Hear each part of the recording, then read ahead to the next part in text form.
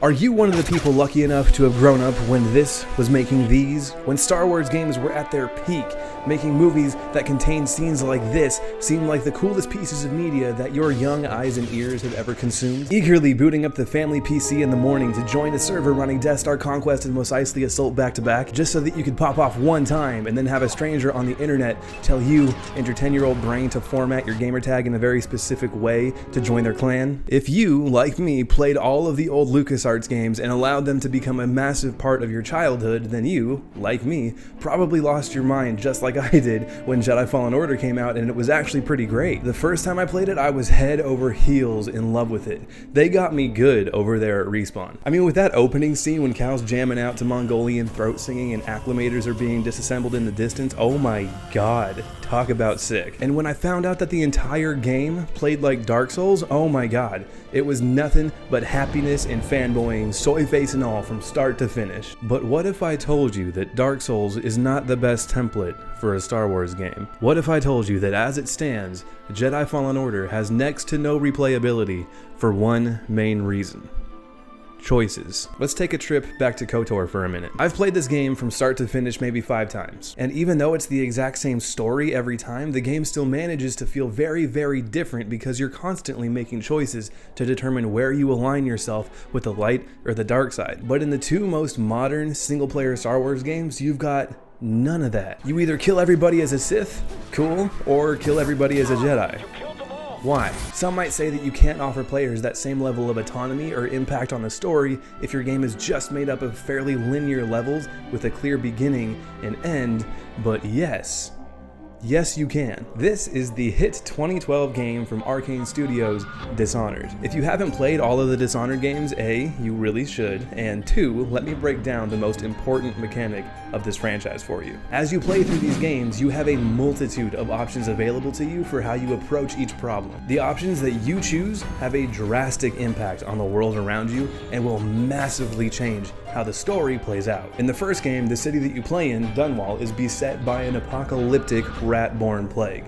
The more people that you choose to kill, the more bodies there are in the streets. That means more food for the rats, which means more plague, which means more death, more misery for everybody involved. If you choose to not play like a psychopath and treat it like a stealth game, things are much more optimistic and a little less gross. Stealth playthroughs can be tricky and kind of annoying though, because you plan on being a living shadow, sneaking through everything completely unseen, but what really happens is that you keep fucking up and getting spotted and having to quick load back every 30 seconds. The first time through, you'll probably make a mistake and have no convenient backup save to load. So you'll finish up the level trying your best not to hurt anybody, but the characters that you speak to will still look at you and go, wow, you are a real homicidal maniac. And then you'll be standing there like, what? Shut up, I tried my best, I only killed 5 people. Oh. I see your point. These games got me thinking about Star Wars though, because you're not just some assassin sneaking through the city. You're given special powers that allow you to teleport, see through walls, and even freeze time. Although you're never given the power to just heal somebody else's wounds. Probably because that would be completely stupid. It would upset a lot of pre-existing lore in that universe. What an absolutely stupid fucking thing to include in a movie. The powers that you are given are bestowed upon you by an ethereal e-boy called the Outsider. And when he gives you those powers for the first time, he very clearly tells you, listen, what you choose to do with these powers I'm giving you is on you. So now imagine that those magical powers from the Outsider are instead the Force. And what you choose to do with the Force is on you. That's how all of the Elder games handled it, right? Your choices matter a lot, and they determine whether you end up as a noble light-sided Jedi or a very powerful Sith Lord. But now, in the modern games, it's kill everything in your way, get some collectibles, kill the bosses, and that's it. There's no deeper or alternate progressions for your character, so you just end up playing the exact same thing over and over again with maybe some tweaks in your combat and difficulty. There's no way, there's no reason for you to pick these games back up again thinking, oh okay, I'm gonna really play it differently this time. Other than just running past enemies and trying not to get killed, there is no alternate way to handle combat in these games. And to be fair, I don't remember any options really for avoiding combat altogether in something like KOTOR. You had the big ones like, okay, I guess I won't kill all the Tusken Raiders, and I guess I'll avoid fighting the Rakata. I promise it's not just because they'll smack my ass cheeks to and fro if I try. In dialogue and in missions, yes, there are very often options to take the high road and to let people live or avoid messy situations, but in general combat, there aren't really any non-lethal ways to deal with enemies. You could, I guess, just sneak past things, but then when you really do need to fight something, you're gonna be ridiculously underleveled. It's not really an option. And just focusing more on KOTOR specifically, one of your very first missions as a Jedi is to rescue Juhani. You're supposed to go and convert her back to the light side if you can, even though she fell to the dark side, stabbed her master, then ran off and corrupted the local fauna. But honestly, just fuck the Cathhounds. I would have corrupted them too. Annoying. You spare Juhani and save her life, but for the rest of the game, you're just slaughtering Sith troopers. Like, I bet these ones are really evil, don't worry about it. The point is, in modern games, there is ample opportunity to make a Star Wars game that gives you the options you need to really explore the differences between playing as a Jedi or a Sith, especially because you'd be able to use the Force. Imagine you start out in like the tutorial level, right? And you have to get past your first guarded checkpoint. Your character might go, okay, I'll go up there and try to mind trick them. But then your master could say, well, mind tricks could easily go wrong, and there are a lot of guards up there. But there is very rarely only one way to surpass an obstacle, Padawan. And then you go, okay, I'll be patient and avoid combat, and so you scout the area a little bit. And then maybe you find a specific spot where you can hop up on a little wall and then force jump on top of a window awning. That allows you to force jump all the way up to the roof, and then you can silently jump over the checkpoint. The dark side option would be being headstrong and saying, no, I can do a mind trick. You walk up to the checkpoint, you fail the mind trick, and then you're forced to fight all of the guards. It would make sense that making those rash decisions would push you more towards the dark side, because as a Jedi or a Force user, goading people into combat with you like that is pretty much just dragging them into their execution. In Dishonored, you have so many tools available to you. You are so much more powerful than the typical enemies, so choosing to fight them is absolutely an evil choice. You might not agree with what the guards are doing, or you may not approve of why they're there, but you can teleport and freeze time.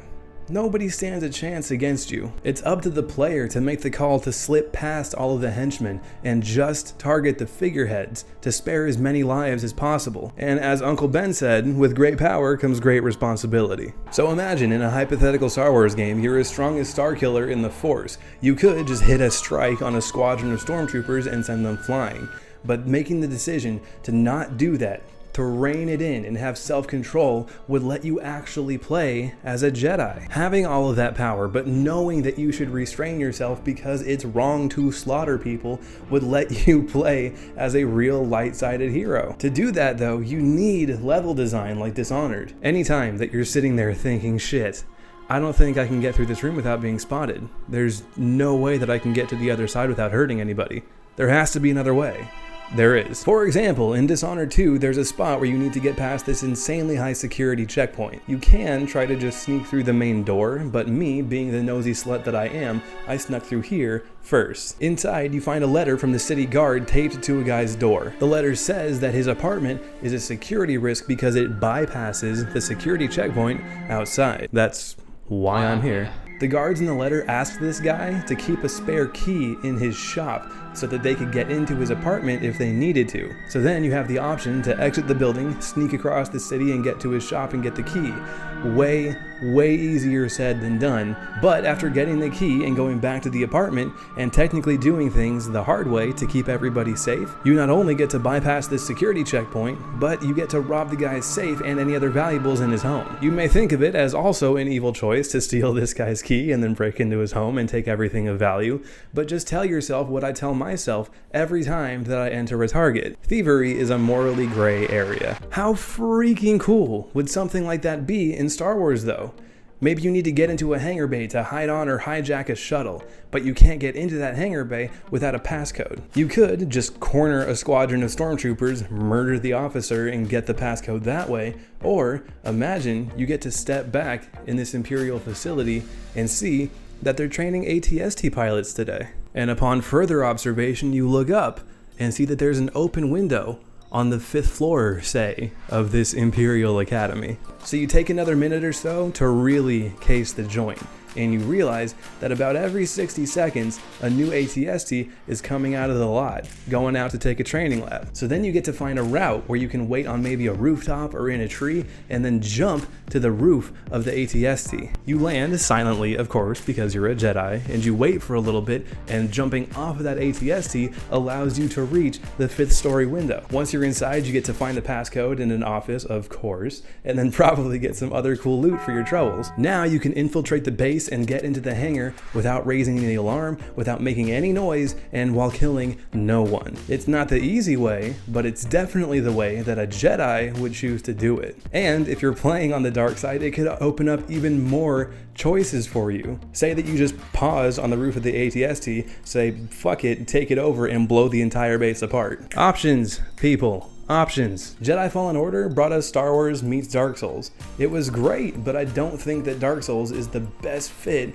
for a Star Wars game. Designing levels the way that Dishonored does would allow players to really have autonomy while they play, to actually explore the differences between playing as a Jedi or a Sith. You could really get into the nitty-gritty of the Force and maybe even take it a step further than that. Maybe have something like the heart from Dishonored too. You can point the heart at guards and it'll tell you their deepest, darkest secrets, and it'll kind of justify murdering them in your own head. But imagine that you can reach out with the Force and see the hearts of all the stormtroopers. You know how there's the whole conflict with Finn being a stormtrooper? Because he's like, look guys, people like me, the stormtroopers, we're just misunderstood child soldiers. We have hearts and soul. And then 30 seconds later, he's like, and